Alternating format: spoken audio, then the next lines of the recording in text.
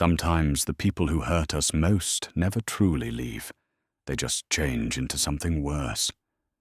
Lady Serilda thought she had escaped her past when her cruel former lover was banished from their mountain village years ago. Now he's returned to the winter feast as an alpha vampire, more dangerous than ever before. Trapped at the celebration with nowhere to run, she grabs the arm of a quiet stranger by the fire, pretending they're together. The weathered monk plays along, but as the night unfolds, she realizes her protector has his own dark secrets. She's fleeing one monster only to find herself drawn to another. What happens when the only person who can save you might be just as dangerous as the one you're running from? Before we jump back in, tell us where you're tuning in from, and if this story touches you, make sure you're subscribed, because tomorrow I've saved something extra special for you. The ancient mountain stronghold of Eldrenmoor stood like a weathered sentinel against the winter sky, its stone walls carved from the living rock of the peaks themselves. Snow fell in gentle curtains across the village, muffling footsteps and voices, creating a hushed reverence that seemed to settle into every corner and crevice. The winter feast had always been a time of gathering, when the scattered families of the mountain folk came together to share warmth, stories, and the precious supplies that would see them through the harshest months ahead. Lady Serilda pulled her woolen cloak tighter as she made her way through the winding cobblestone streets toward the great hall. At 53, she carried herself with the quiet dignity of a woman who had weathered life's storms and emerged stronger, though perhaps more cautious. Her greying auburn hair was braided simply, adorned only with a small silver pendant, an heirloom that had belonged to her grandmother, said to ward off dark magic. She touched it now, a nervous habit that had grown more frequent as the feast approached. Her cottage sat at the village's edge, a modest stone structure with herb gardens that flourished even in the mountain's thin air.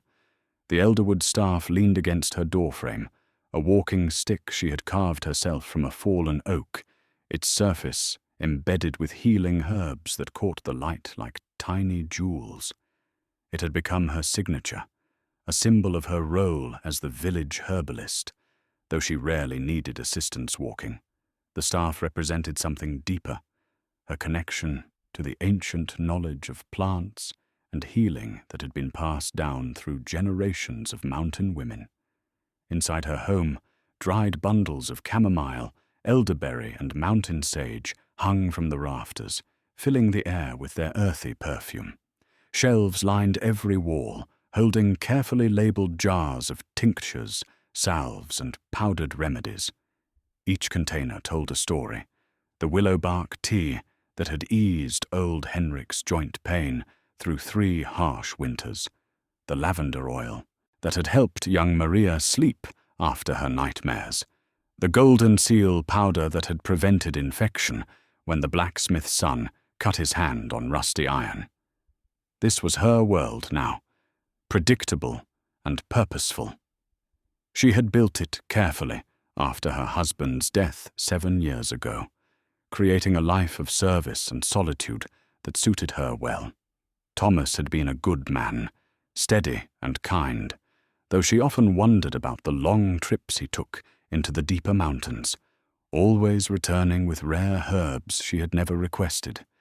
He would deflect her questions with gentle kisses and promises to explain someday, a someday that death had stolen from them both.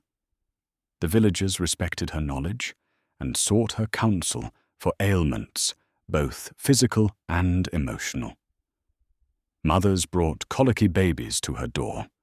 Elderly folk sought remedies for the aches that came with mountain living.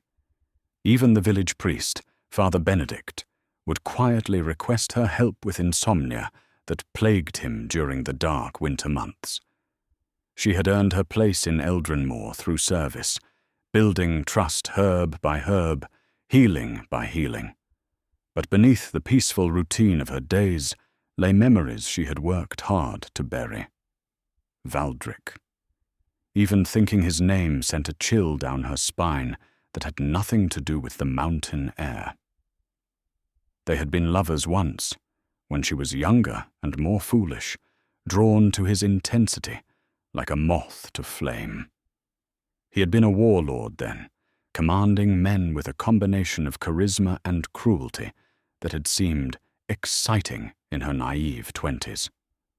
The way he looked at her, as if she were the only woman in the world. It had been intoxicating. Their relationship had burned hot and volatile. Valdric possessed her completely during those months, his attention, both worship and imprisonment. He was jealous of her friendships, her independence, even her time spent alone with her herbs. When she tried to end things, he would appear at her window in the dead of night, speaking words that seemed to weave themselves into her mind, making her forget why she had wanted to leave him in the first place. It was old Grandmother Esther who had finally opened her eyes.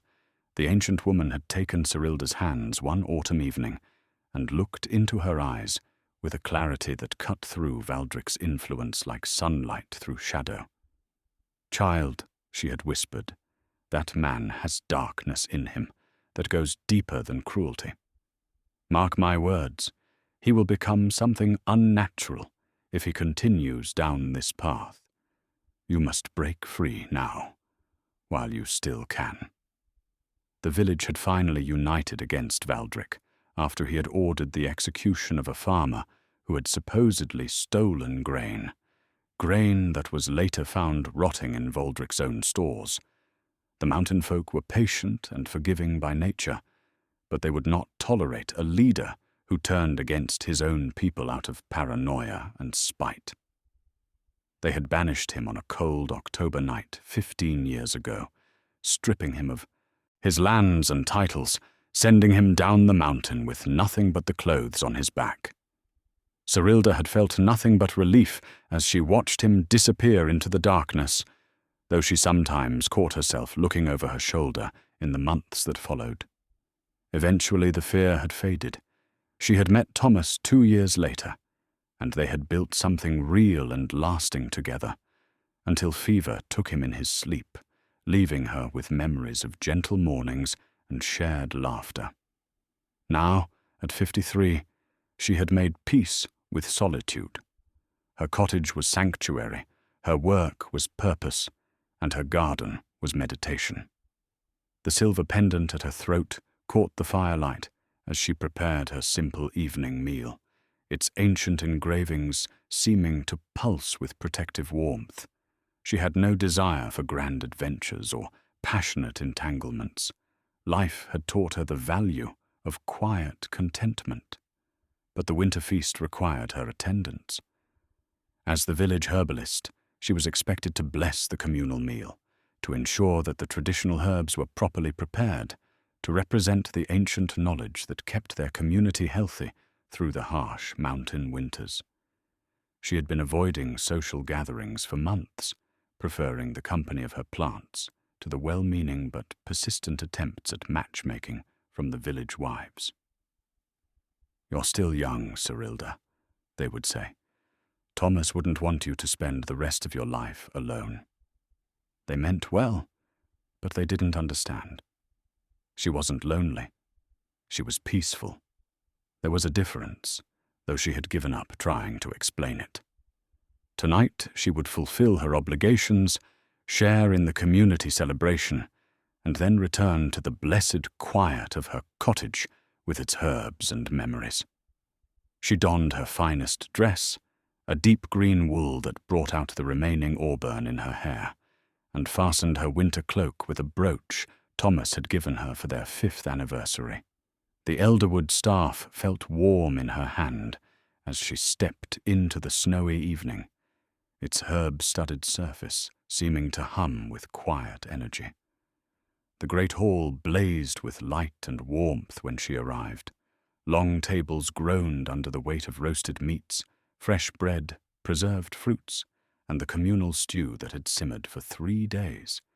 The air filled with laughter and conversation as neighbors caught up on the year's events, Children raced between the tables, their cheeks flushed with excitement, and the heat from the massive stone fireplace that dominated one wall. Serilda found her assigned place at the herbalist's table, near enough to the head table to show respect for her position, but far enough away to avoid the political discussions that always seemed to dominate when the village leaders gathered. She settled into her chair with quiet satisfaction, looking forward to an evening of familiar faces and comfortable conversation. That was when the great doors opened, and winter itself seemed to step inside. The temperature in the hall dropped noticeably as snow swirled through the entrance. Conversations faltered as people turned to see who had arrived so late to the feast. A figure stood silhouetted against the darkness beyond the doors, tall and commanding, with a presence that made the very air seem to thicken. Serilda's blood turned to ice in her veins. Even after 15 years, even transformed as he clearly was, she recognized that silhouette.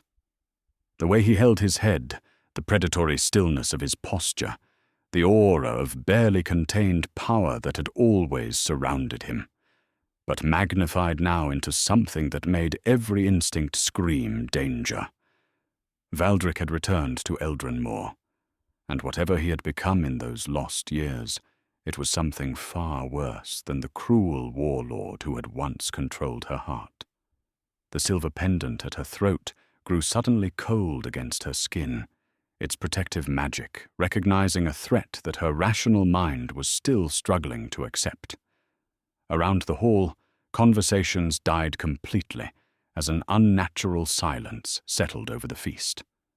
In that moment of suspended breath, Valdric's eyes found hers across the crowded room. He smiled, and Serilda saw the gleam of fangs in the firelight. The silence stretched like a taut bowstring as Valdric stepped into the great hall, his boots clicking against the stone floor with deliberate precision. Each footfall echoed in the unnatural quiet, and Serilda noticed that the flames in the fireplace flickered as he passed, as if his very presence disturbed the natural order of things. He had changed dramatically from the man she once knew. Where 15 years ago he had been merely tall and imposing, he now seemed to tower over everyone present. His dark hair was longer, framing a face that retained its harsh beauty, but had gained an otherworldly pallor. His clothes were fine, too fine for a man who had been banished with nothing, black leather and midnight blue silk that seemed to absorb the hall's warm light rather than reflect it. But it was his eyes that confirmed her worst fears. They had always been dark, but now they held depths that seemed to pull at the observer's soul. And when he smiled at the assembled villagers, those gleaming fangs caught the firelight like polished bone. On his right hand, an obsidian ring pulsed with its own inner darkness. The black stone seemed to drink in light, creating a void on his finger that hurt to look at directly. Serilda had never seen him wear jewelry before. Valdric had always been a man of simple tastes, preferring to display his power through action rather than ornamentation. This ring was different. It radiated malevolence, marking him as something that no longer belonged to the natural world. "My dear friends of Eldrin Moor," Valdric said, his voice carrying clearly through the hall without seeming to raise it at all. "How wonderful to return home after so many years away." Father Benedict rose slowly from his seat at the head table, his weathered hands gripping his walking staff. "Valdric," he said carefully, "you were banished from this place. You are not welcome here." Valdric's laugh was rich and warm, exactly as Serilda remembered it. But underneath lay something cold that made her skin crawl. "Banished by mortal men for mortal crimes. I think you'll find that the rules have changed considerably since I left." As he spoke, several villagers near him began to sway slightly, their eyes growing unfocused. The blacksmith's wife, Marta, took a half step toward him before her husband caught her arm with a confused expression. Young Peter, the baker's apprentice, was staring at Valdric with obvious fascination, his mouth slightly open. "You see?" Valdric continued, moving deeper into the hall with that predatory grace. "I've learned so much during my exile. About power, about hunger, about the sweet pleasure of taking what you desire rather than begging for scraps from those who think themselves your betters."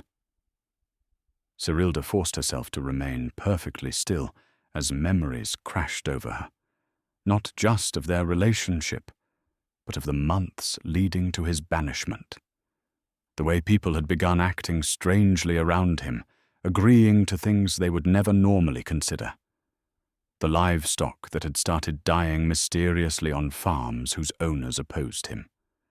The children who had nightmares about a dark figure watching them from their windows. She had thought it was just his natural charisma turned cruel, his ability to manipulate and intimidate taken to dangerous extremes.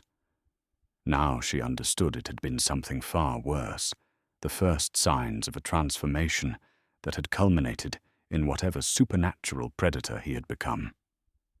"I remember you," Valdric said, his gaze sweeping across familiar faces. "Henrik, still favoring that bad leg, I see. Marta, you've aged beautifully. There's something intoxicating about a woman in her prime. Young Peter, my boy, you've grown strong working at the ovens." Each person he addressed seemed to straighten unconsciously, drawn by the hypnotic quality of his attention.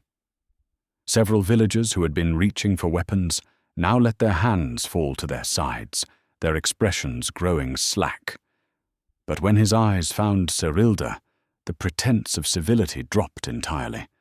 The obsidian ring on his finger pulsed brighter, and she felt something like invisible fingers trying to creep into her mind, whispering that she should come to him, that she had always belonged to him, that resistance was futile and foolish. The silver pendant at her throat grew suddenly hot, burning against her skin through the fabric of her dress. The ancient protective magic her grandmother had worn, and her grandmother's grandmother before that, flared to life in response to the supernatural assault. The whispers in her mind faded, leaving her clear-headed but terrified. "Serilda," Valdric said, his voice dropping to an intimate tone that carried clearly through the silent hall. "My beautiful Serilda, have you missed me as much as I've missed you?" She could feel every eye in the hall turning toward her, including those of people she had known her entire life, who were now watching with the glazed fascination of those under supernatural influence. The weight of their attention pressed down on her like a physical force. "No," she said simply, surprised by the steadiness of her own voice. "I have not." His smile widened, revealing more of those terrible fangs.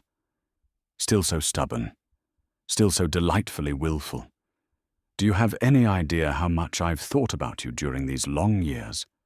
How many nights I've dreamed of returning to claim what was always mine?" "I was never yours," Serilda said, standing slowly. Around her, she could feel the other villagers' confusion, their minds clouded by Valdric's unnatural influence, but some part of them still recognizing that something was terribly wrong. "Oh, but you were," Valdric replied, taking another step closer. "Body and soul, you belonged to me completely, and now I have the power to ensure you always will." The obsidian ring pulsed again, stronger this time, and Serilda felt the assault on her mind intensify. The silver pendant burned hotter against her skin, but she could feel its protection beginning to weaken under the sustained supernatural pressure. Around the hall, more villagers were swaying toward Valdric, their faces blank with unwilling adoration. That was when panic truly set in. Not just for herself, but for everyone in the hall. These good people who had shown her nothing but kindness, who were now being turned into puppets by the monster her former lover had become. Children were among those affected, their young minds even more vulnerable to his influence. Serilda looked desperately around the hall, seeking any escape route or ally who might be immune to Valdric's power. Most faces showed only blank fascination or growing fear, but near the great fireplace she spotted a figure who seemed completely unaffected by the supernatural influence spreading through the crowd. A man sat alone at a small table, his attention seemingly focused on his simple meal rather than the supernatural drama unfolding nearby. He was perhaps 60 years old, with grey-streaked brown hair and a face weathered by sun and wind. His clothes marked him as some kind of travelling monk, simple brown robes with a rope belt, worn boots, and a traveller's pack resting beside his chair. What struck her most was his complete calm. While everyone else in the hall was either falling under Valdric's spell or struggling against rising panic, this stranger continued eating his bread and soup as if nothing unusual was happening. Around his neck hung a string of worn wooden prayer beads that seemed to emit their own subtle warmth. Without conscious thought, driven by pure desperation, Serilda moved toward him. Each step felt like walking through thick honey as Valdric's mental influence pressed against her weakening defenses.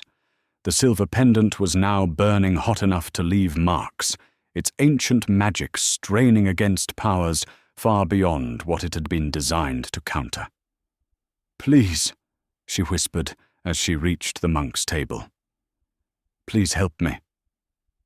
The man looked up with eyes that were ancient, despite his weathered, but not elderly appearance. There was recognition in those depths, not of her personally, but of what she faced. Without hesitation, he stood and extended his arm. "Of course, my lady," he said quietly, his voice carrying a strength that seemed to push back the oppressive, supernatural atmosphere. "I am Brother Marcus." Serilda grasped his arm like a lifeline, and immediately felt some of the pressure on her mind ease. Whatever this monk was, he possessed his own protection against Valdric's influence. The prayer beads at his throat gave off a subtle glow that seemed to create a pocket of sanctuary around them both. From across the hall, Valdric's expression shifted from confident predation to genuine surprise, then to cold anger. For the first time since entering the hall, he seemed to truly focus on something other than his intended prey. "How interesting," he said softly, but his voice carried clearly to every corner of the great hall. "It seems Serilda has found herself a protector. Tell me, monk, do you have any idea what you're interfering with?" Brother Marcus met Valdric's gaze steadily, seemingly unaffected by the supernatural charisma that had enthralled half the hall. "I know exactly what you are," he replied calmly. "The question is whether you're prepared for what I am."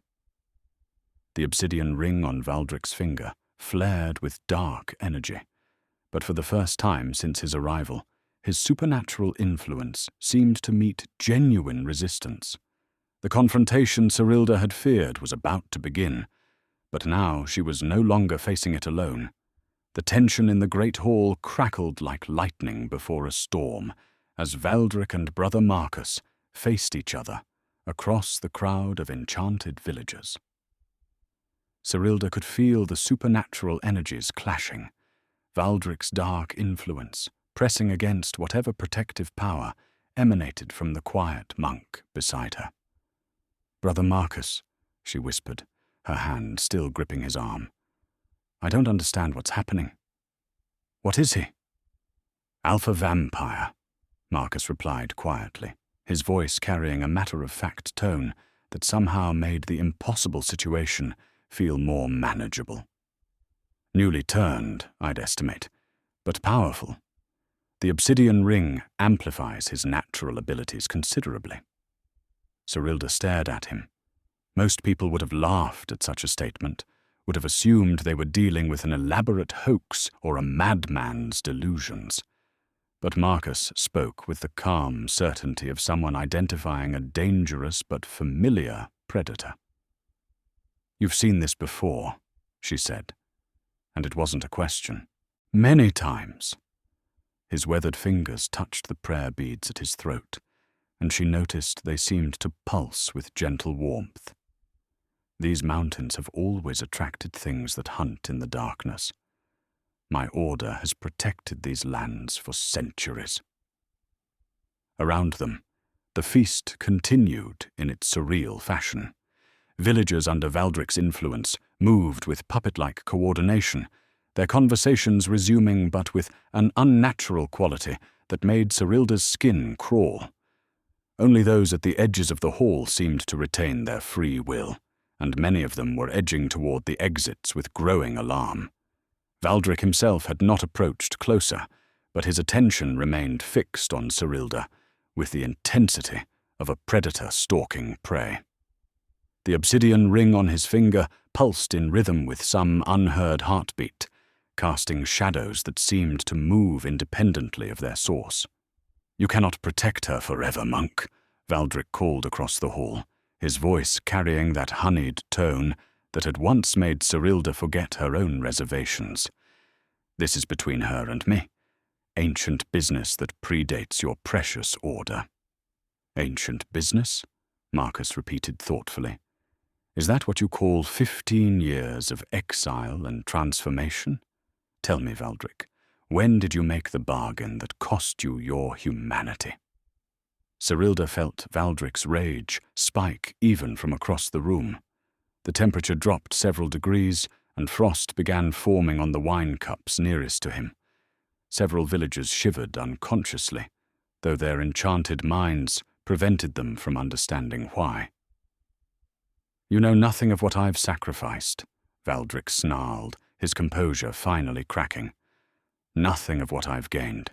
The power to take what should have always been mine, to punish those who dared cast me out like a common criminal." "The power to prey on the innocent," Marcus corrected calmly, "to turn love into possession and desire into feeding. How many have you killed during your transformation?" The question hung in the air like an accusation. Serilda noticed that some of the villagers closest to Valdric were looking pale and drawn, as if his mere presence was draining them of vitality. Young Peter swayed on his feet before the blacksmith steadied him with a confused expression. "Enough philosophical debate," Valdric said, his voice returning to its earlier smooth control. "Serilda, my dear, why don't you come here and we can discuss our reunion properly? I promise your monk friend won't be harmed, if he has the wisdom to withdraw." Marcus's grip on her hand tightened almost imperceptibly. "Say nothing," he murmured. "Don't give him any opening to work his influence directly on you." But Serilda found herself studying Valdric with a mixture of fascination and horror. This was the man she had once loved, whose passionate intensity had swept her off her feet when she was young and naive. She could still see traces of that mortal man in his features, but they were overlaid now with something predatory and cold. "What happened to you?" she called across the hall, genuinely curious despite her fear. The Valdric I knew was cruel, yes, but he was still human. "What did you become?" His smile was sharp as broken glass. "I became what I always should have been, powerful enough to claim what I desire without asking permission from lesser beings. Would you like me to show you, my love? The strength to reshape reality itself?" He raised his hand, and the obsidian ring flared with dark energy. Around the hall, the enchanted villagers began moving in unison, turning to face Serilda and Marcus with blank, adoring expressions. They started walking forward with slow, synchronized steps. "Stop this," Marcus said firmly, stepping forward to place himself between Serilda and the approaching crowd. "These people are innocent. Your quarrel is not with them." "My quarrel is with anyone who stands between me and what belongs to me," Valdric replied. "But you're correct. They are innocent, which makes them perfect leverage." The prayer beads around Marcus's neck began glowing more brightly, casting a warm, golden light that seemed to push back against the supernatural darkness radiating from Valdric's ring. Where the two influences met, the air itself seemed to shimmer with conflicting energies. "Your protection extends only so far, monk," Valdric continued. "Can you shield her and every person in this hall? Can you maintain that barrier while I drain them one by one to fuel my power?" Serilda watched in growing horror as the villagers continued their slow advance. These were people she had known for decades. Marta, who brought her fresh eggs from her chickens, Henrik, who had helped repair her cottage roof after the spring storms, young Peter, who always saved her the best bread from each morning's baking. Now they moved toward her with empty eyes and reaching hands, no longer themselves. "There has to be something we can do," she whispered urgently to Marcus. "Some way to break his hold on them." "There is," Marcus replied, his ancient eyes meeting hers with surprising gentleness. "But it requires trust. Are you willing to follow my lead, even if what I ask seems strange?" Before she could respond, Valdric's voice cut through the hall again. "Last chance, Serilda. Come to me willingly, and I'll release these good people unharmed. Force me to take you, and their blood will be on your hands." The villagers had closed to within 10 feet, their movements still eerily synchronized. Serilda could see Henrik's arthritic fingers reaching toward her. Marta's kind face twisted into an expression of vacant longing. The wrongness of it made her stomach churn. "What do you need me to do?" she asked Marcus, her voice steady despite the terror clawing at her throat. "Pretend to be my wife," he said quietly. "Convince everyone here that we are bound together by sacred vows. The older the bond appears, the harder it will be for him to break."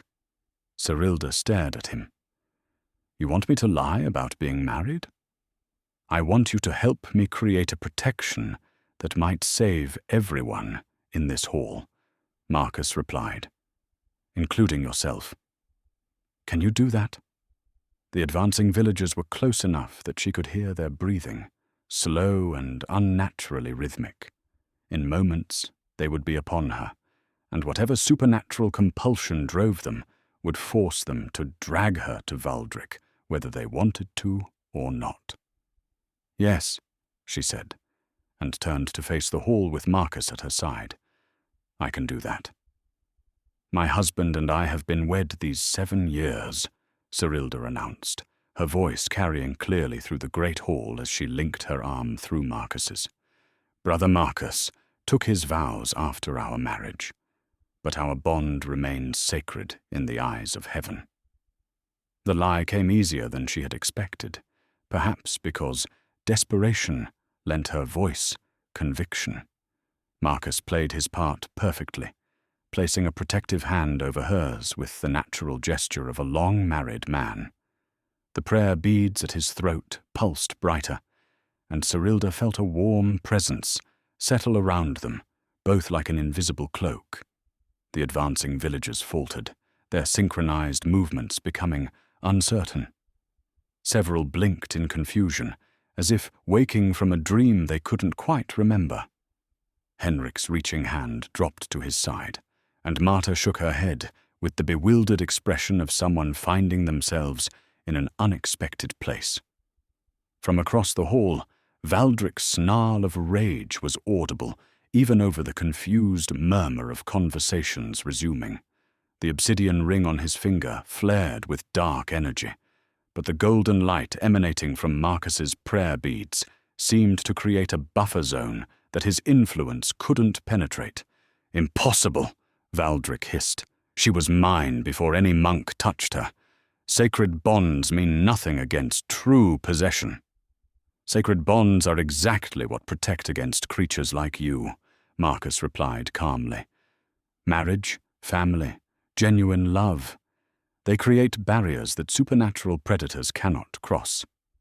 Father Benedict, who had been watching the supernatural confrontation with growing alarm, suddenly stepped forward from the head table.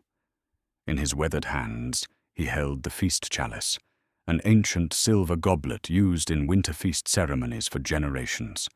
As he approached, Serilda noticed that the chalice's surface was covered in intricate carvings that seemed to shift in the firelight. "Brother Marcus speaks truth," the elderly priest said, his voice carrying the authority of decades spent ministering to the mountain folk. "Marriage blessed by heaven creates protections that even the darkest powers must respect." The feast chalice in his hands began to glow with a soft silver light that complemented the golden radiance from Marcus's prayer beads. Around the hall, more villagers shook off their supernatural stupor, looking around in confusion at finding themselves out of their seats and clustered near the center of the room. "This is fascinating," Valdric said, his rage cooling into calculating observation. A monk with protective abilities, a priest with blessed artifacts, and a woman claiming marriage bonds. "But tell me, dear Serilda, if you've been wed these 7 years, where is your wedding ring?" Serilda's blood turned cold. She had forgotten such a detail, and now Valdric's sharp eyes were fixed on her bare left hand with predatory satisfaction. Around the hall, she could feel attention focusing on that glaring omission in their hastily constructed deception. But Marcus was already moving, slipping a simple copper band from his own finger and taking her left hand with gentle reverence. "Forgive me, beloved," he said, his voice carrying just the right note of a husband's tender concern. "I know how you hate to wear jewelry while working with your herbs. But perhaps tonight?" He slipped the ring onto her finger with the practiced ease of someone who had done so countless times before. The copper band warmed against her skin, and Serilda felt a subtle shift in the protective energy surrounding them, as if the physical symbol had strengthened whatever spiritual barrier Marcus's prayers had created. "There," Father Benedict said with satisfaction, raising the feast chalice in a toast. "Let all present witness this union, blessed by heaven and protected by sacred vows." The assembled villagers, those who had shaken off Valdric's influence, raised their own cups in automatic response to the familiar ritual. Even those still partially under supernatural compulsion seemed compelled to participate, their enchanted minds struggling to reconcile conflicting impulses. Valdric's expression shifted through several emotions: rage, frustration, and finally a cold amusement that worried Serilda more than his anger had. "Very clever," he said softly. "But marriage bonds require more than rings and proclamations. They require truth. And I know every detail of Serilda's life these past 15 years. He began walking slowly around the edge of the hall, his movements predatory and patient. The villagers instinctively moved away from him, creating a clear path as he circled closer to where Serilda and Marcus stood with Father Benedict. "Tell me, Brother Marcus," Valdric continued conversationally, "what was the name of Serilda's first husband? The man who died 7 years ago. Surely you would remember your predecessor." "Thomas," Marcus replied without hesitation, "a good man who loved her well." Serilda stared at him in surprise. She had never mentioned Thomas's name, yet Marcus spoke it with the confidence of personal knowledge. How could a traveling monk know such intimate details about her life? "Very good," Valdric said, his smile sharp. "And what was Thomas's profession? What kept him away from home for days at a time, traveling into the deep mountains?" This time Marcus paused, and Serilda felt her heart sink. This was not something the village gossips would know. Thomas had been deliberately vague about his work, even with her. But before Marcus could attempt an answer, inspiration struck. "He was a merchant," she said quickly, "trading in rare herbs and mountain stones. That's how Marcus and I met. Thomas introduced us during one of his trading expeditions." The lie built naturally on what she knew, and she felt Marcus's subtle nod of approval. Around them, the protective glow from his prayer beads and Father Benedict's chalice continued to hold Valdric's influence at bay. "A merchant," Valdric repeated thoughtfully. "How interesting. And yet I have such clear memories of Thomas being something quite different, something that might explain why a monk with unusual abilities would know so much about his widow." The obsidian ring pulsed with renewed energy, and Serilda felt Valdric's mental pressure increase dramatically. The silver pendant at her throat burned hot against her skin, and she could sense that her inherited protection was again being pushed beyond its limits. "Perhaps we should continue this discussion elsewhere," Marcus suggested calmly, "away from innocent ears." "Oh, but I think everyone should hear this," Valdric replied, his voice carrying clearly to every corner of the hall. "After all, truth has such power to illuminate. Tell them, Serilda, what did your beloved Thomas really do during those long trips into the mountains? What was he hunting?" The question hung in the air like an accusation. Around the hall, confused villagers waited for an answer to something they had never thought to question during Thomas's lifetime. Father Benedict's grip tightened on the feast chalice, its silver glow flickering as supernatural tensions reached a breaking point. And in that moment of suspended revelation, Serilda realized that Marcus's knowledge of her dead husband was not coincidence. It was connection. Whatever Thomas had really been doing in those mountains, Brother Marcus had known him personally, which meant her hastily constructed lie about their marriage might not be as fictional as she had thought. The tension in the great hall had become unbearable when Father Benedict intervened with the wisdom of his years. "Perhaps," he said carefully, "this conversation would be better suited to the privacy of the archive chambers. Some matters require quiet reflection away from the celebration." Marcus nodded gratefully. "An excellent suggestion, Father. My wife and I would welcome the opportunity to speak privately with our unexpected guest." Valdric's smile was predatory, but he inclined his head with mock courtesy. "Of course. I'm sure we have much catching up to do, old friends reuniting after so many years apart."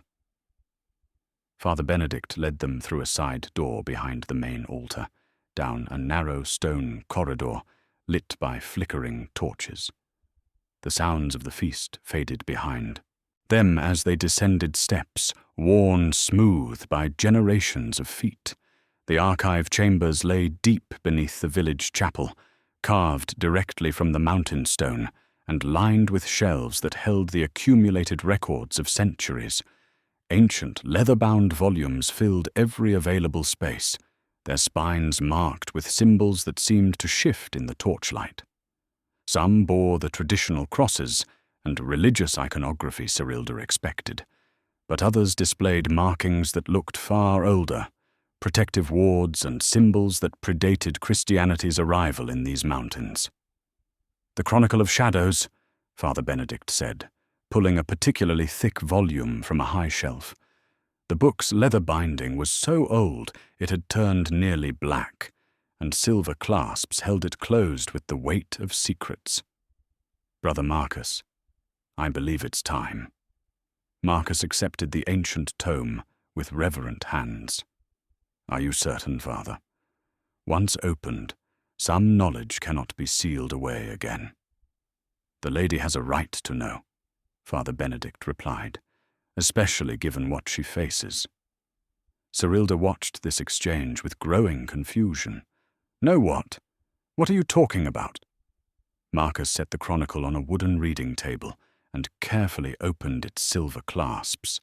The pages within were covered with careful script in multiple hands, documenting what appeared to be encounters with supernatural creatures spanning hundreds of years.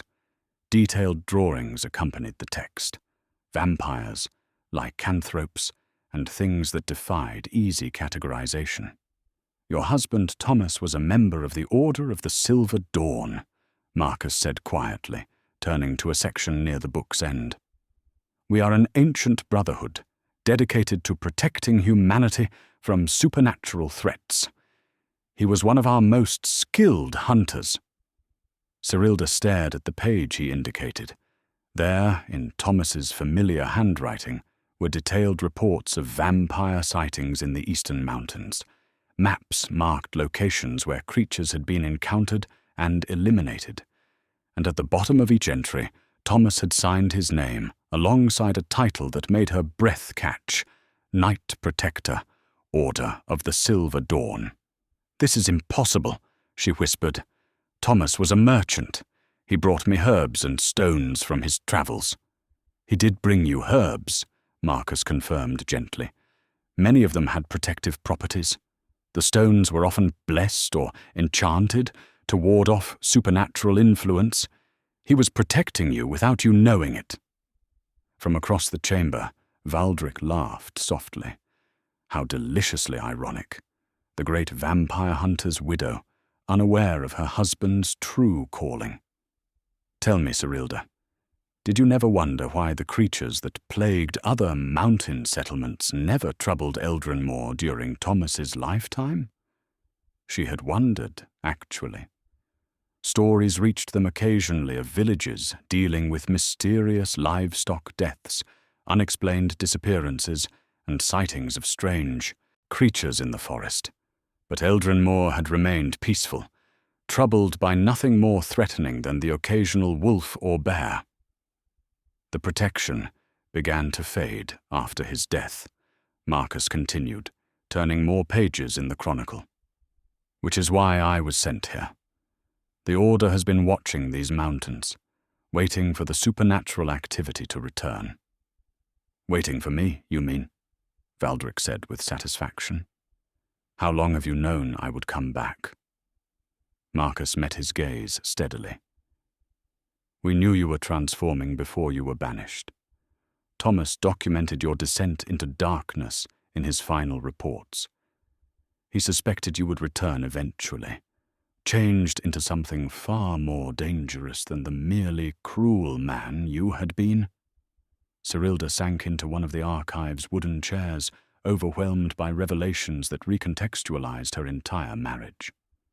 "Thomas knew about Valdric and me, about our relationship before I met him.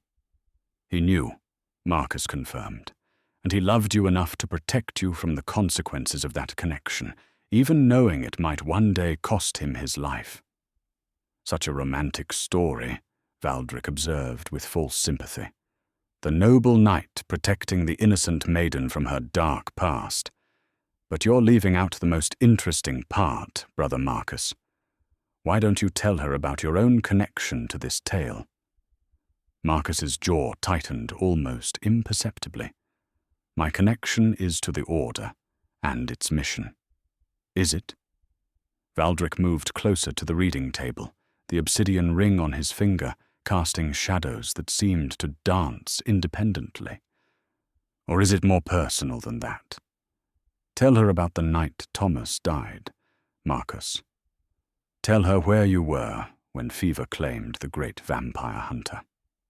The silence stretched uncomfortably as Marcus stared down at the chronicle's pages. Father Benedict watched with the expression of a man witnessing long-dreaded revelations, while Serilda felt pieces of a puzzle beginning to form a picture she wasn't sure she wanted to see. "Thomas didn't die of fever," Marcus said finally, his voice barely above a whisper. "He was killed by a vampire, one that had been tracking him for months. I was supposed to arrive in time to help him face the threat, but I was delayed by storms in the mountain passes." "Delayed?" Valdric repeated with cruel emphasis. Or perhaps you simply weren't strong enough to save your mentor and friend.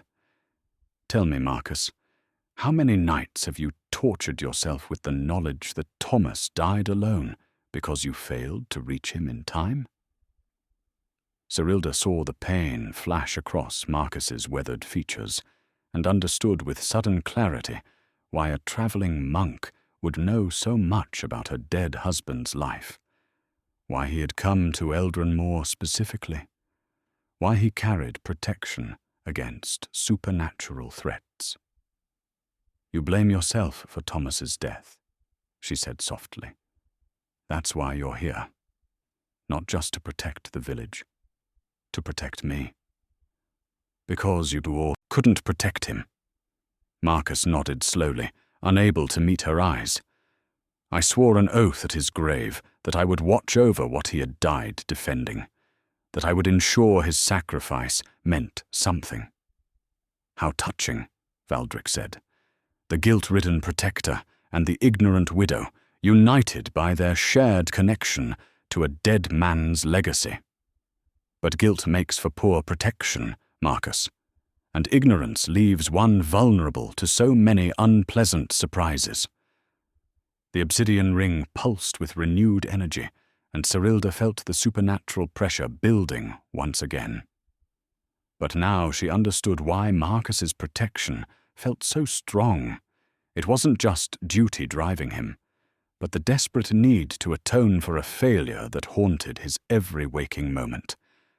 The revelation about Thomas's true identity hung heavy in the archive chamber as Serilda struggled to process everything she had learned. Her quiet, gentle husband had been living a double life, protecting her and their village from supernatural threats she never knew existed. The man she was beginning to trust was haunted by his failure to save Thomas. And somewhere in her cottage, hidden among her herbs and memories, lay secrets she had never suspected. There's more you need to know, Father Benedict said gently, moving to another section of the archives. From a locked cabinet, he withdrew a slim volume, bound in midnight blue leather. After Thomas's death, we found this among his personal effects. He left instructions that it should only be given to you if the supernatural threats returned to Eldrin Moor.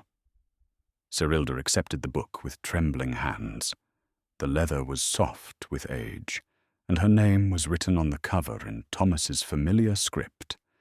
Inside, the pages contained what appeared to be a collection of herbal remedies and plant lore. But as she studied them more closely, she realized these were no ordinary healing recipes.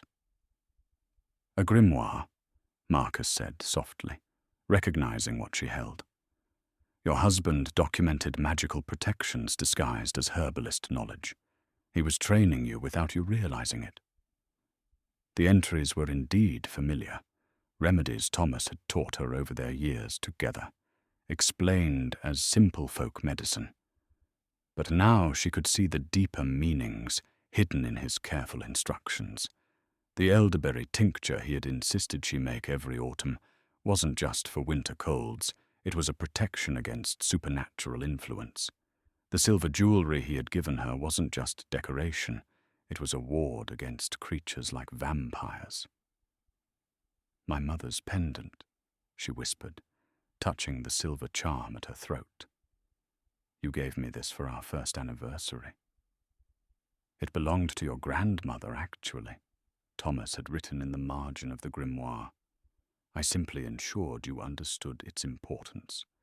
The protective magic has been in your family line for generations. You have the ability to activate it consciously if you learn how. From across the chamber, Valdric watched with growing irritation. Fascinating though this posthumous education may be, it changes nothing. The man is dead, his protections are failing, and Serilda still belongs to me by right of first claim. No one belongs to you, Marcus said firmly, but Serilda could hear the strain in his voice. The supernatural pressure in the room was building as Valdric's patience wore thin, and maintaining their protective barriers was clearly taking its toll. "Doesn't she?" Valdric moved closer, the obsidian ring pulsing with each step. "Tell her about the blood bond, Marcus. Explain what happens when someone willingly gives themselves to a creature like me, even before transformation. Some connections transcend death and rebirth." Serilda felt a chill that had nothing to do with the mountain air. "What blood bond?" Marcus and Father Benedict exchanged troubled glances. "There are rituals," Marcus explained reluctantly, "that create supernatural connections between individuals. If Valdric performed such a ritual during your relationship—" "I did," Valdric confirmed with predatory satisfaction. "A simple thing, really. A few drops of blood mixed in wine, shared during a moment of passion. She drank it willingly, sealing the bond between us." The memory hit Serilda like a physical blow. One particular evening during their tumultuous relationship, when Valdric had been especially intense, especially possessive, he had cut his finger on a wine's goblet, accidentally she had thought, and insisted they share the cup despite the blood that had dripped into the wine. "That's why you could never truly leave me," Valdric continued, his voice taking on that hypnotic quality she remembered so well. "Why you thought of me even during your marriage to the noble Thomas. The bond calls to you, Serilda. It always has." She wanted to deny it, but couldn't. There had been moments during her marriage when thoughts of Valdric surfaced unbidden, not fondly, but with a strange compulsion that had troubled her. She had attributed it to the normal difficulty of forgetting a powerful first love. But now she understood it was something far more sinister. "Blood bonds can be broken," Marcus said firmly. "The grimoire Thomas left. It contains the knowledge needed to sever supernatural connections." Valdric laughed, the sound echoing strangely in the stone chamber. "Broken, yes, but at what cost? Tell her the price, monk. Explain what breaking a blood bond requires." Marcus hesitated, and Serilda saw the answer in his reluctance. "The ritual requires a willing sacrifice of equal power," he said quietly. "Someone must take on the supernatural connection in place of the original victim." "Someone must bind themselves to me instead," Valdric clarified with obvious pleasure. "A soul for a soul, as the old laws require. And who among your protectors is willing to make such a sacrifice for the widow of a vampire hunter?" The question hung in the air like a challenge.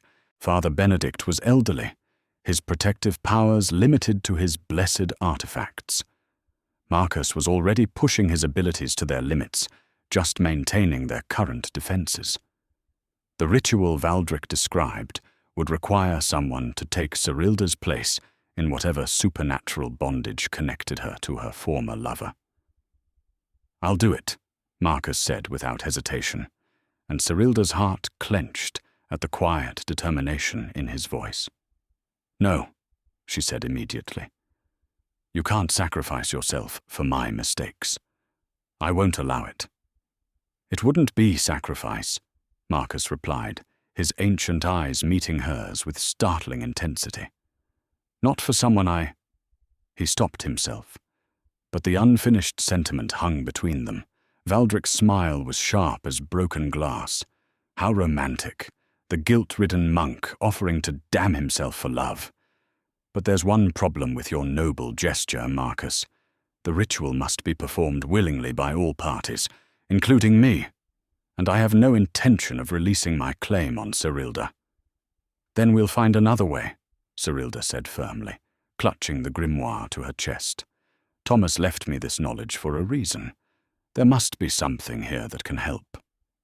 She began turning through the pages with desperate intensity, looking for anything that might offer hope. The protective spells were complex, requiring components she didn't have, and knowledge she hadn't yet acquired. But as she read, she began to notice patterns, ways the different remedies could be combined, ingredients that appeared repeatedly in the most powerful protections. "There," she said suddenly, pointing to an entry near the book's end. "The severance ritual. It says here that blood bonds can be broken without transferring them to another person, if the original victim has enough magical strength to sever the connection themselves." Marcus leaned over to read the passage, hope flickering in his expression, but as he studied Thomas's careful notes, his face fell. "Serilda, this ritual requires enormous magical power, more than an untrained herbalist could possibly channel safely."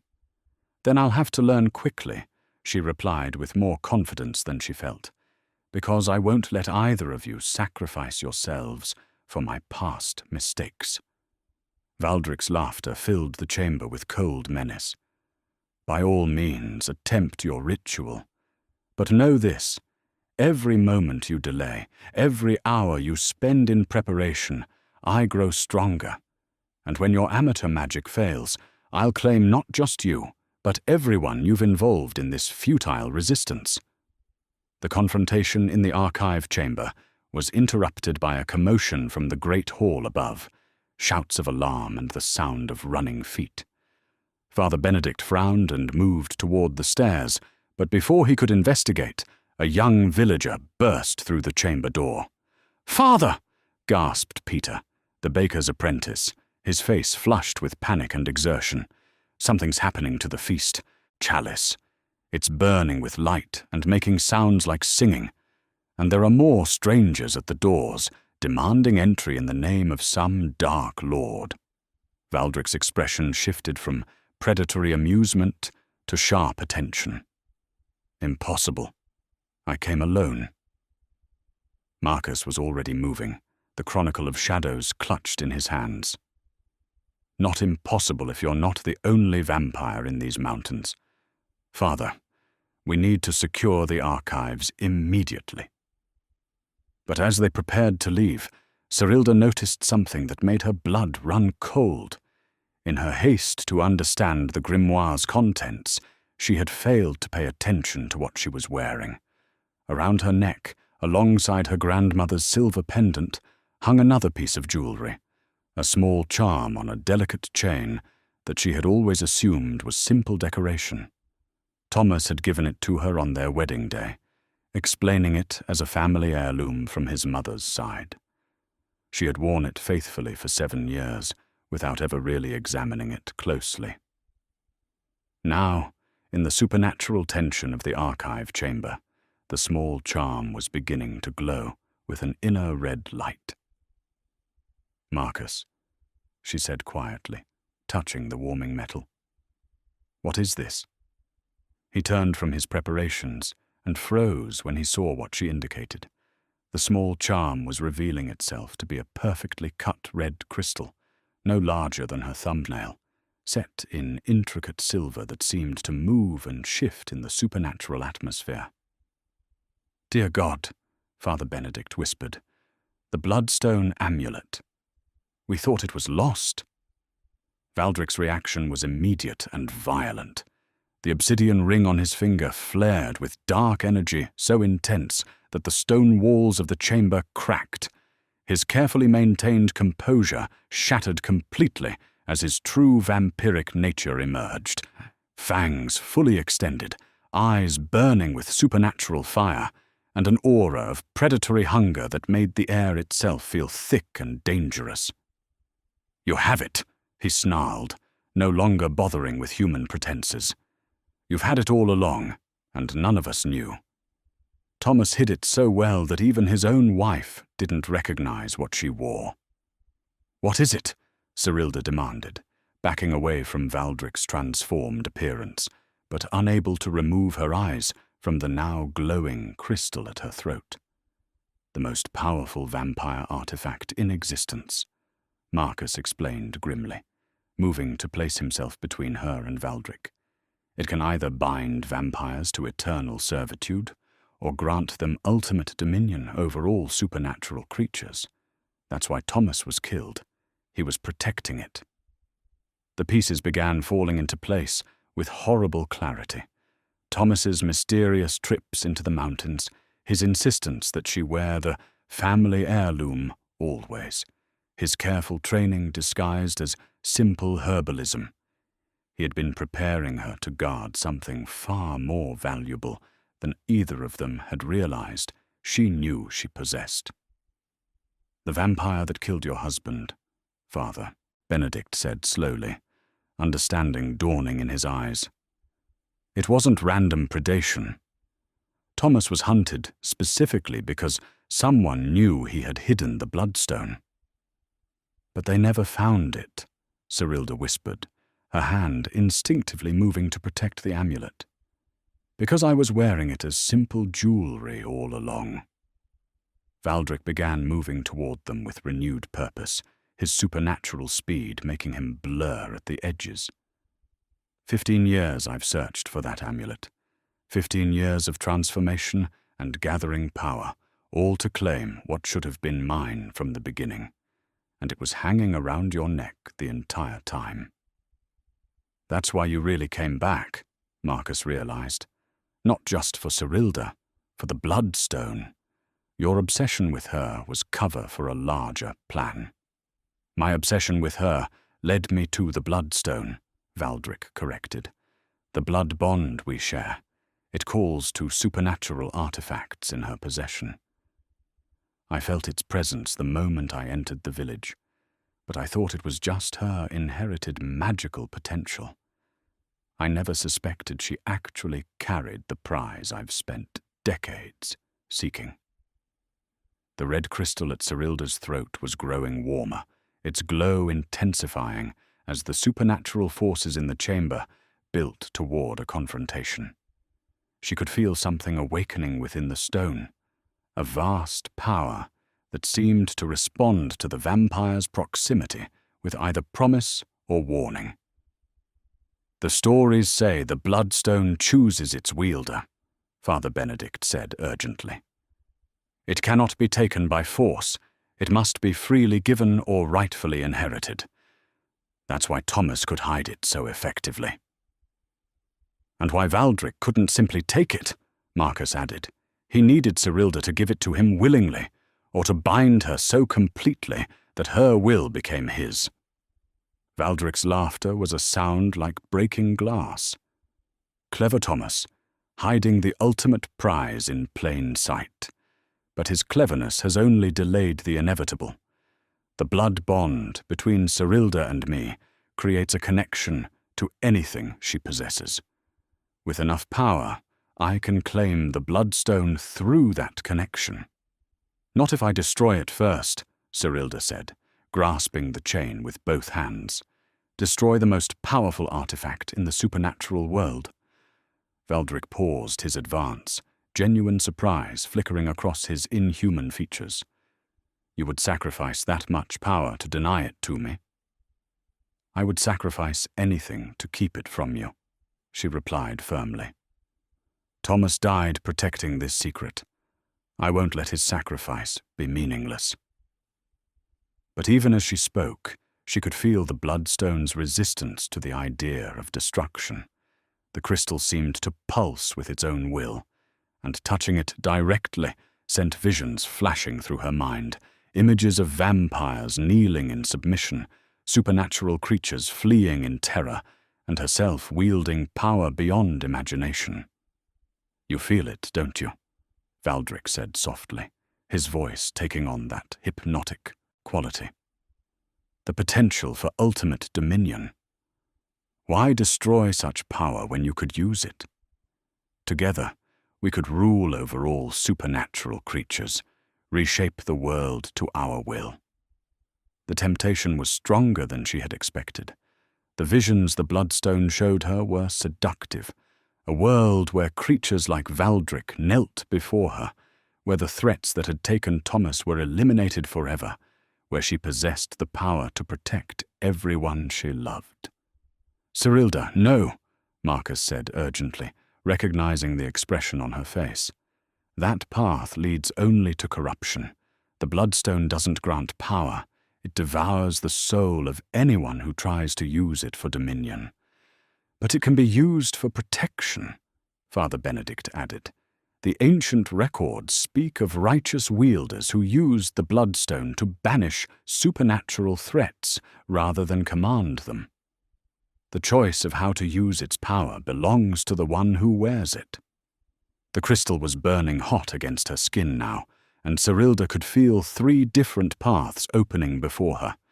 She could attempt to destroy the bloodstone, eliminating its power, but potentially freeing Valdric to terrorize others. She could try to use it for dominion, risking her own corruption, but gaining the strength to control creatures like him. Or she could seek the narrow path of righteous use, attempting to banish supernatural threats while maintaining her humanity. Choose quickly, Valdric said, his form beginning to blur as supernatural energy built around him. My patience and my restraint are both wearing thin, and there are more of my kind approaching the village with each passing moment. Through the chamber's small window, Serilda could see unnatural shadows moving through the village streets, shapes that moved too quickly and too smoothly to be human. Valdric hadn't lied about coming alone, but he also hadn't mentioned that others would follow in his wake. The final confrontation was approaching, and the power to determine its outcome lay warm and dangerous against her throat. But with that power came a choice that would define not just her fate, but the fate of everyone in Eldrin Moor. The bloodstone amulet pulsed once more, and Serilda felt her destiny crystallizing around 3 possibilities: destruction, domination, or the far more difficult path of righteous protection. The sound of splintering wood echoed from the great hall above as whatever supernatural forces Valdric had summoned began their assault on the village chapel. Father Benedict moved quickly to a cabinet Serilda hadn't noticed before, withdrawing an ancient bronze bell no larger than his fist. The metal was green with age, its surface covered in protective symbols that seemed to shift and move in the flickering torchlight. The sanctuary bell, he explained as he handled it with reverent care, blessed by St. Dunstan himself and consecrated with the blood of martyrs. When rung within sacred ground, it creates a barrier that no supernatural creature can cross. Marcus looked up from the grimoire he was studying intently. But the activation requires sacrifice.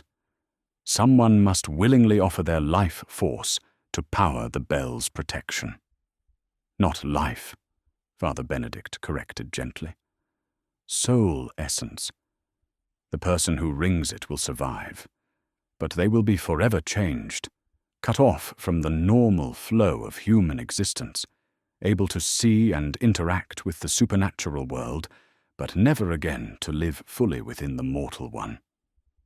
Serilda felt the weight of another impossible choice settling on her shoulders. The bloodstone amulet burned against her throat, its power calling to her with seductive whispers of simpler solutions. She could use its dominion abilities to command Valdric and his followers, force them to retreat without anyone needing to sacrifice themselves. But Marcus's warnings about corruption echoed in her mind, and she could already feel the artifact's influence trying to reshape her thoughts toward darker purposes. There has to be another way, she said desperately, clutching the grimoire Thomas had left her. Some combination of protections that doesn't require anyone to give up their humanity. There is, Marcus said quietly, his weathered finger tracing a passage near the book's end. But it requires perfect coordination between multiple magical practitioners, and we have precious little time to prepare. Above them, the sounds of supernatural assault were growing more intense. Inhuman voices called out in languages that predated human civilization, and the very stones of the chapel seemed to shudder under the weight of unnatural forces testing their consecrated defenses. "Tell me what you need," Serilda said, her voice steady despite the terror clawing at her heart. Marcus spread the grimoire open to a complex diagram that showed 3 interconnected circles of protection. The threefold ward. Your grandmother's pendant provides the first circle, blood protection inherited through family lines. Father Benedict's sanctuary bell creates the second circle, divine protection blessed by holy sacrifice. And the third, the bloodstone amulet, Serilda finished, understanding dawning with cold clarity. Used not for dominion, but for banishment. Exactly. The three together create a barrier that can send supernatural creatures back to whatever realm spawned them. But the timing must be perfect. And the cost, Marcus hesitated. What cost? She demanded. Father Benedict answered for him. The banishment is permanent, but it requires the magical practitioners to burn years of their own life force to power it. I'm old enough that the sacrifice wouldn't matter much, but you and Marcus— How many years? Serilda interrupted. Perhaps a decade each, Marcus said reluctantly. Maybe more, depending on how many creatures we're banishing. And there's no guarantee the ritual will work.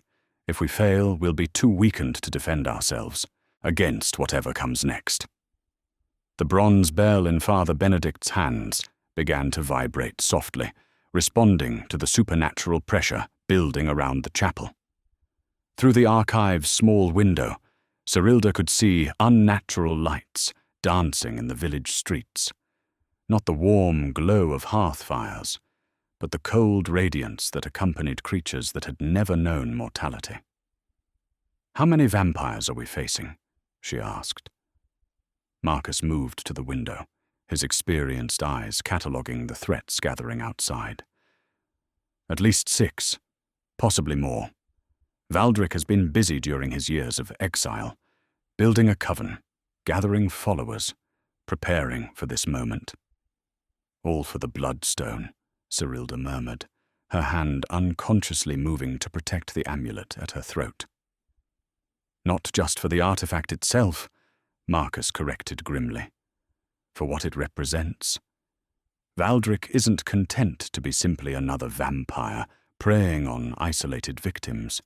He wants to build an empire, with himself as the undead lord and the bloodstone as his crown jewel. Eldrin Moor is just the beginning. The implications sent ice through Serilda's veins. If Valdric succeeded here, he wouldn't stop with one mountain village. The supernatural forces he commanded could spread across the entire region, turning the mountains into a hunting ground that would claim thousands of innocent lives.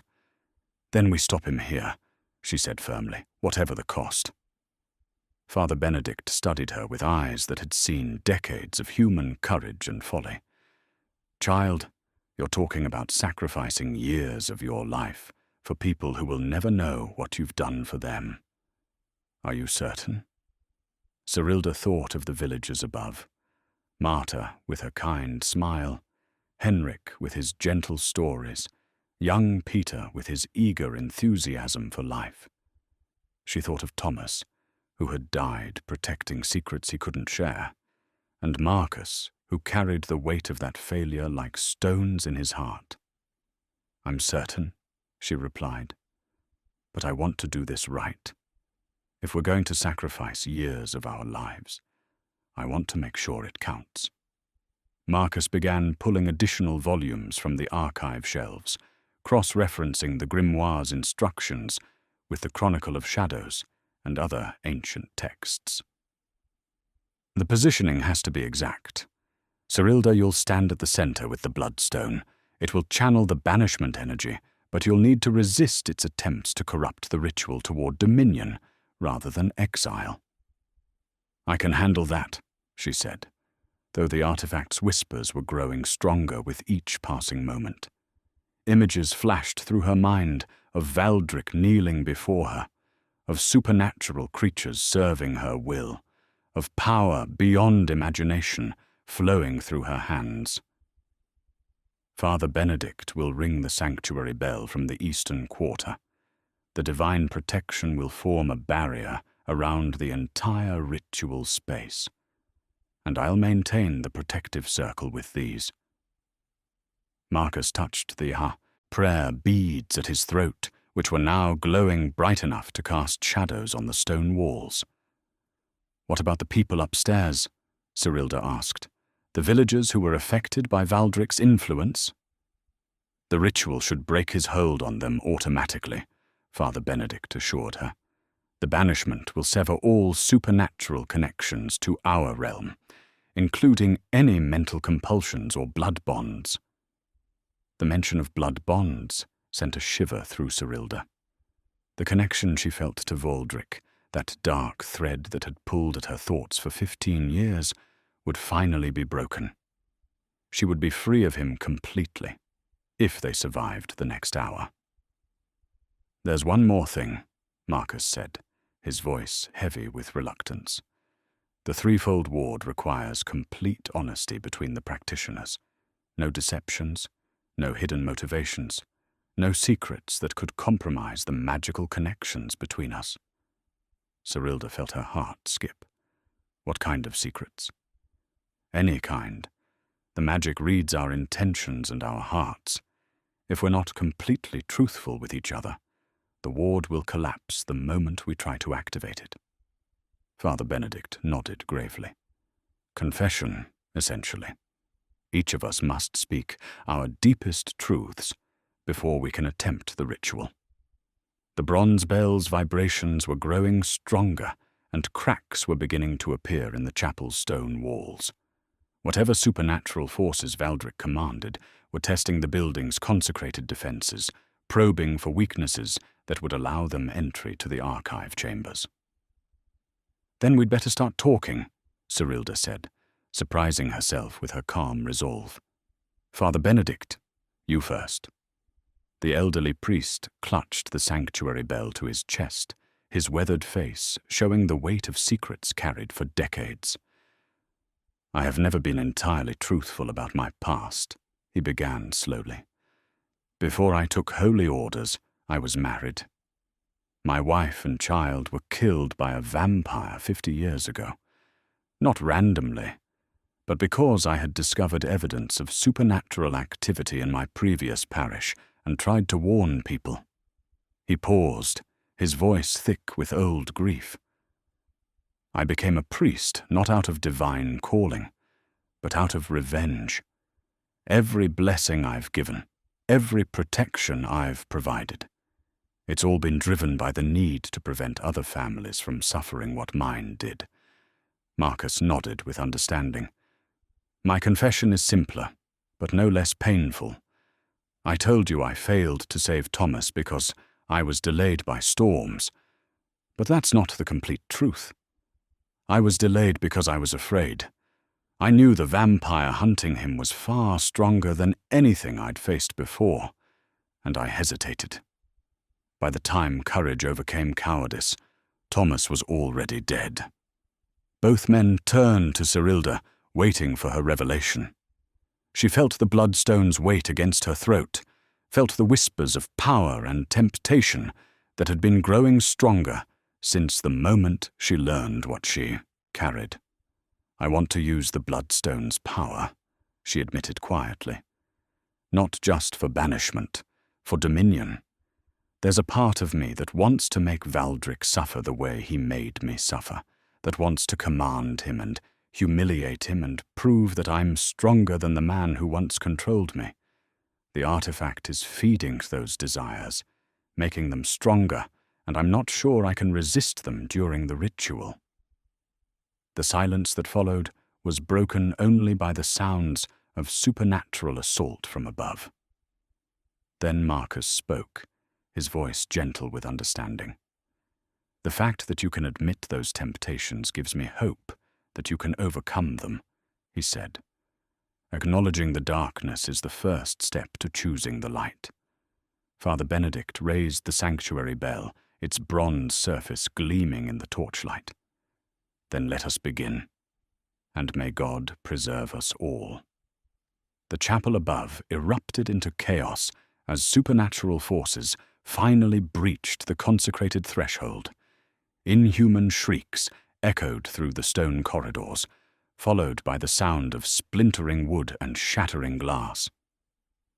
Father Benedict led them up the narrow stairs, the sanctuary bell clutched in his weathered hands, its bronze surface beginning to emit a low, resonant hum that seemed to vibrate in their bones. "Stay close," Marcus commanded, his prayer beads now blazing with golden light that pushed back the unnatural darkness creeping down from the main chapel. "And whatever you see up there, remember that fear weakens the ward. We must maintain our focus." Serilda gripped the grimoire tightly, feeling the bloodstone amulet burning against her throat with increasing intensity. The artifact's whispers had grown to a constant murmur in her mind, showing her visions of power, dominion, and revenge that grew more tempting with each passing moment. She forced herself to concentrate on Thomas's careful instructions, on the love that had motivated him to protect her even in death. They emerged from the archive stairs to find the great hall transformed into something from a nightmare. The feast tables had been overturned, their contents scattered across the stone floor in pools of wine and broken crockery. The villagers who had been celebrating just hours before now huddled against the walls, their faces blank with supernatural terror as creatures that should not exist stalked among them. 6 vampires moved through the chaos with predatory grace, their forms shifting between human appearance and something far more monstrous. Their leader was a woman of terrible beauty, her pale skin luminous in the firelight and her dark hair flowing like liquid shadow. When she smiled, her fangs gleamed like polished ivory, and her eyes held the cold depths of centuries. "Valdric's bride," Marcus whispered grimly. "The one who turned him." Valdric himself stood near the great fireplace, no longer bothering with human pretenses. His true form was revealed in all its supernatural horror. Tall and gaunt, with elongated limbs and fingers that ended in razor-sharp claws. His eyes burned with unholy light, and when he spoke, his voice carried the authority of something that had transcended mortal limitations.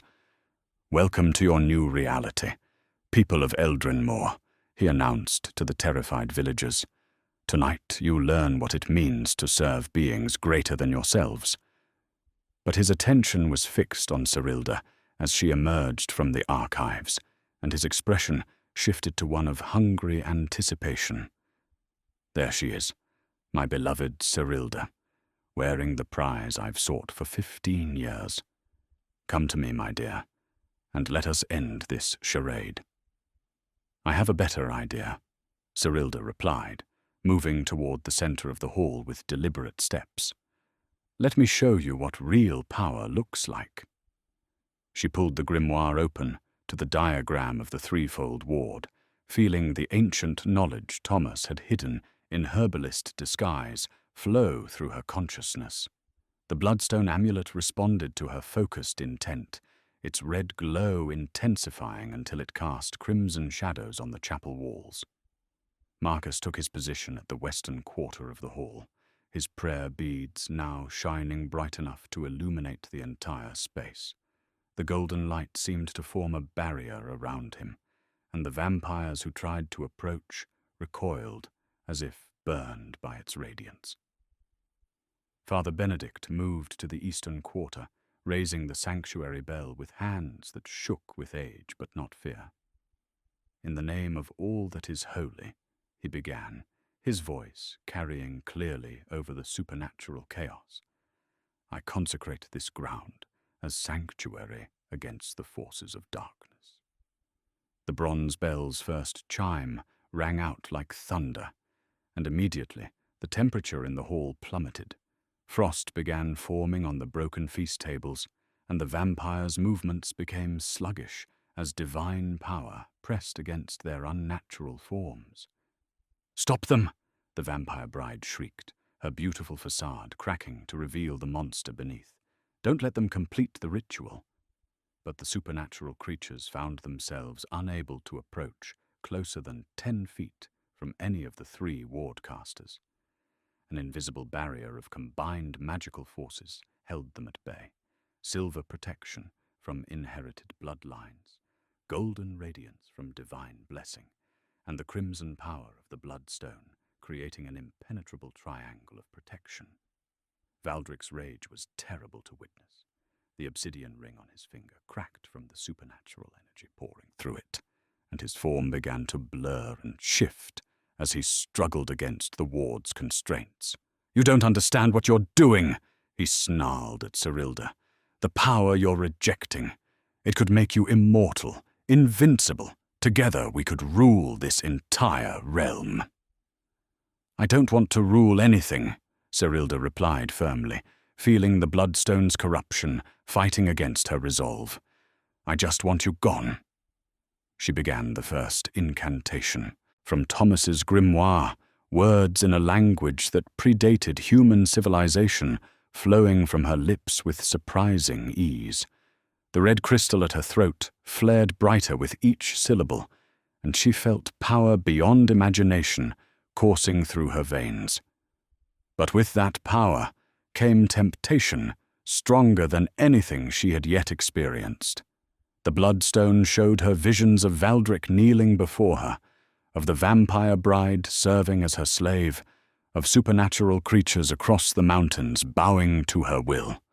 All she had to do was change one word in the incantation, replace banish with bind, and ultimate dominion would be hers. The sanctuary bell's second chime rang out, and Father Benedict's voice joined hers in the ancient ritual. Marcus began chanting in harmony with them both, his prayer beads casting spirals of protective light that formed intricate patterns in the air above their heads. The ward was taking shape, reality itself bending under the combined force of their united will. But Serilda could feel her resolve weakening as the bloodstone's influence grew stronger with each word of power she spoke. The threefold ward reached its crescendo as the third chime of the sanctuary bell resonated through the great hall. The combined magical energies, silver, golden, and crimson, began to spiral upward in a column of pure light that pierced through the chapel's stone ceiling. Where the three colors merged, reality itself seemed to bend and twist, opening a gateway that led to somewhere far from the mortal realm. Serilda felt the moment of choice arriving like a thunderclap in her soul.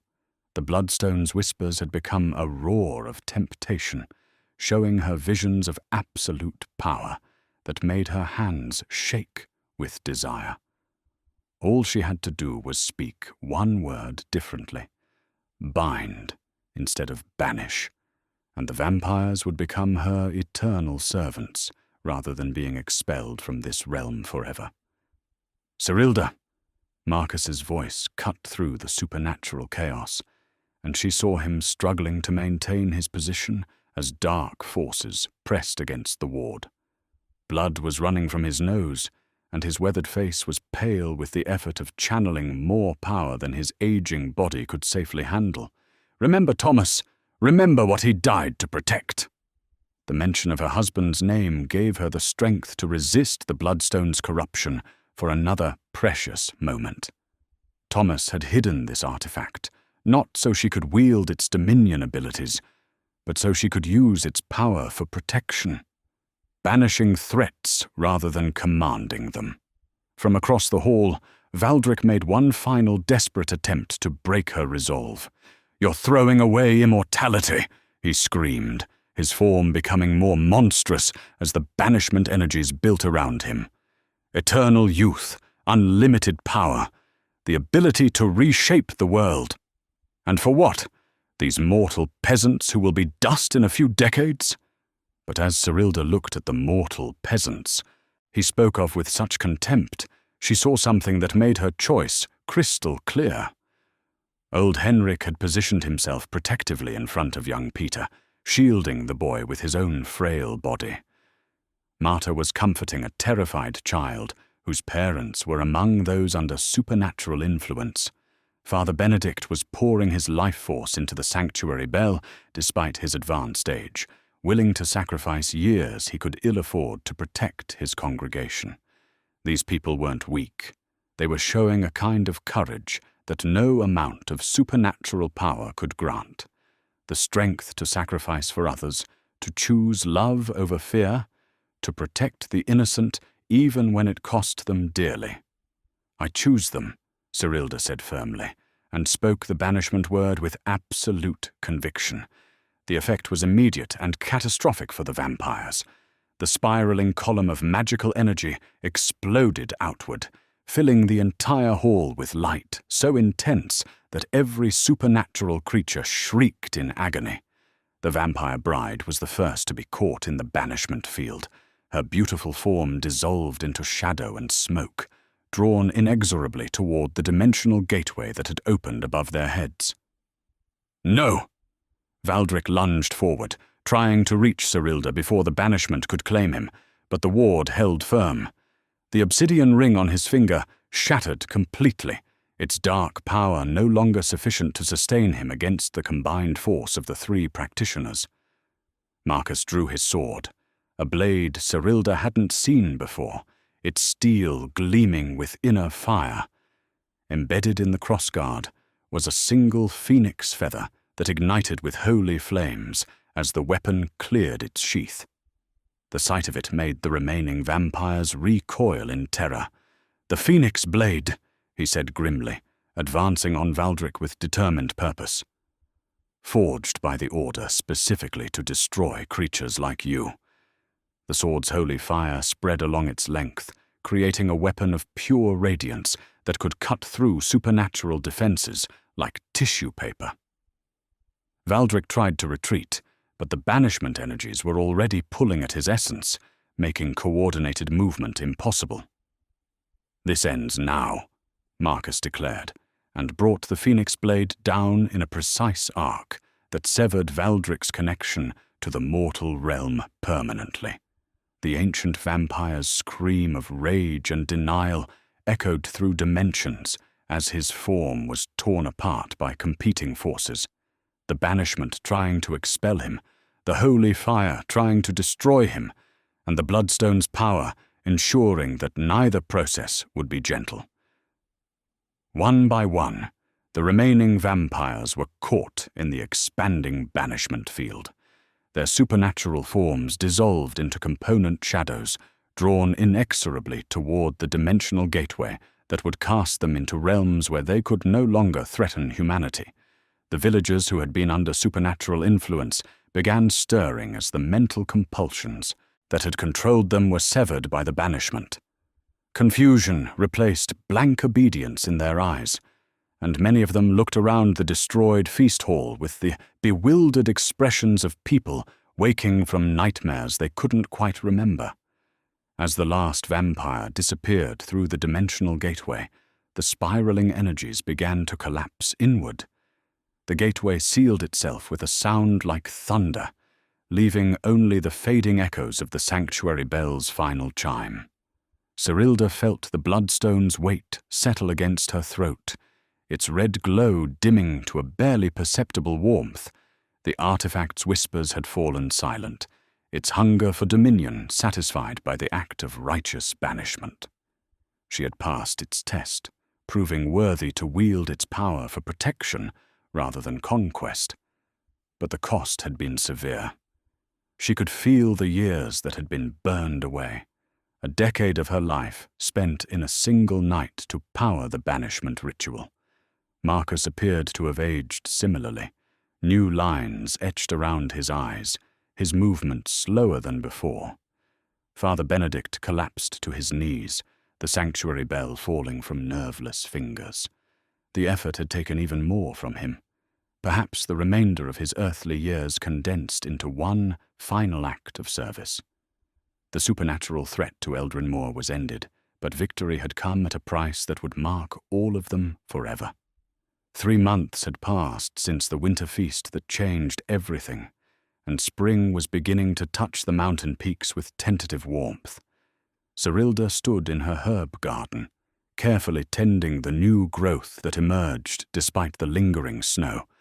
The silver pendant at her throat caught the morning sunlight, her grandmother's protective charm, still warm with inherited magic, but no longer her only defense against the supernatural world.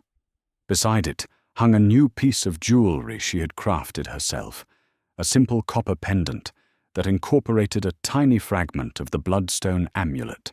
The bulk of the powerful artifact remained hidden away in the village archives, too dangerous to wear constantly, but too valuable to destroy. The small fragment she carried now provided protection without the overwhelming temptations that had nearly corrupted her during the banishment ritual. The copper pendant had been Marcus's suggestion, a way to balance power with wisdom. It reminded her daily that strength without restraint led to the same destination as Valdric's path: corruption, isolation, and the loss of everything that made life worth living.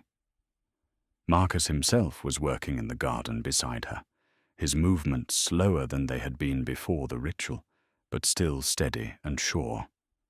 The years they had sacrificed to power the banishment had aged them both visibly, but neither regretted the choice. The lines around his eyes spoke of sacrifice willingly given, and the silver that now streaked his brown hair was a badge of honor rather than loss. "Rosemary is coming along well," he observed, checking the protective herbs they had planted around the cottage's perimeter. "Another month, and we'll have enough to renew the ward boundaries." Their relationship had deepened naturally in the months following the supernatural crisis. What had begun as pretense for protection had evolved into something real and lasting. Not the passionate intensity of her youth, but the steady warmth of mature love built on shared trials and mutual respect. Father Benedict had survived the banishment ritual, though the effort had indeed cost him dearly. He spent most of his days now in quiet contemplation, having earned his rest through a lifetime of service that culminated in one perfect moment of sacrifice. The village cared for him with the reverence due a hero, though he would never speak of what had happened that night to anyone outside their small circle. "You know," Serilda said thoughtfully, deadheading some early spring flowers, "I never imagined this would be my life. A year ago, I was content with solitude and simple healing. Now I'm part of something larger." Marcus smiled, the expression transforming his weathered features with gentle warmth. "The Order of the Silver Dawn has always been about protection rather than glory. Most of our work goes unnoticed by those we serve, which is exactly as it should be." She had officially joined the Order 6 weeks after the banishment, taking vows that committed her to protecting humanity from supernatural threats. It wasn't a decision made lightly. The life of a Knight Protector meant constant vigilance, regular travel to investigate strange occurrences, and the knowledge that each mission might be her last. But it also meant that Thomas's legacy would continue through her, that his sacrifice would multiply rather than simply end. The village had slowly returned to normal, though certain changes remained. The feast chalice was now kept in a place of honor, its protective properties recognized and respected. Children who had been present during the supernatural attack sometimes mentioned strange dreams, but these faded as the natural resilience of youth asserted itself. More significantly, Eldrin Moor had become a way station for others like Marcus, traveling monks and Knights Protector who passed through the mountains in their endless work of safeguarding the innocent. Serilda's cottage had expanded to include a guest room, and her herb garden now grew plants whose protective properties would have seemed like fantasy to her former self. "There's a message from the monastery," Marcus said, producing a letter from his robe. "Reports of unusual activity near the eastern passes. They're requesting our assistance." Serilda felt the familiar mixture of anticipation and apprehension that accompanied each new mission. How unusual. Missing livestock, strange lights in the forest, and at least 3 villagers reporting encounters with creatures that shouldn't exist. Could be lycanthropes, could be something else entirely. She nodded, already mentally cataloguing which protective herbs and blessed items they would need for the journey. The work was dangerous, but it was also meaningful in ways her previous life had never been. Each threat eliminated, each innocent life protected, each supernatural predator banished. It all added up to something greater than herself. When do we leave? Tomorrow at first light. The eastern passes are still treacherous with spring melt, so it'll be slow traveling.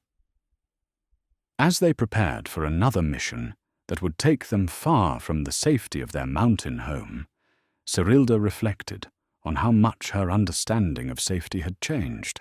True security didn't come from hiding behind protective charms and hoping the darkness would never find you. It came from standing ready to face that darkness whenever it appeared.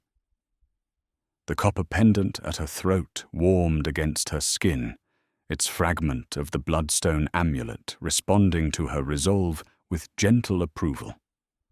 Power used for protection rather than domination, strength channeled through love rather than fear, courage that grew from connection rather than isolation. These were the lessons Thomas had tried to teach her through years of disguised training, and she had finally learned to embrace them. That evening, as they shared a simple meal by the fire, Marcus raised his cup in a quiet toast. To Thomas, he said solemnly, who saw the warrior in a peaceful herbalist and prepared her for a destiny she never suspected. To Thomas, Serilda agreed, touching her cup to his. And to second chances, even when they come disguised as monsters from our past. Outside their cottage, the mountain wind carried the sense of spring growth and new possibilities. Tomorrow would bring fresh challenges, new threats to face, and perhaps more sacrifices to make in the service of protecting others. But tonight, in the warm glow of firelight and shared purpose, Serilda had found something she had never thought to seek, a love built on truth rather than deception, a calling that gave meaning to every day, and the knowledge that some bonds were strong enough to transcend death itself. The protective wards around their home pulsed gently in the darkness, a reminder that even in rest they stood guard against the things that hunted in shadow. And somewhere in the village below, families slept peacefully, protected by guardians they would never know existed. It was exactly as it should be.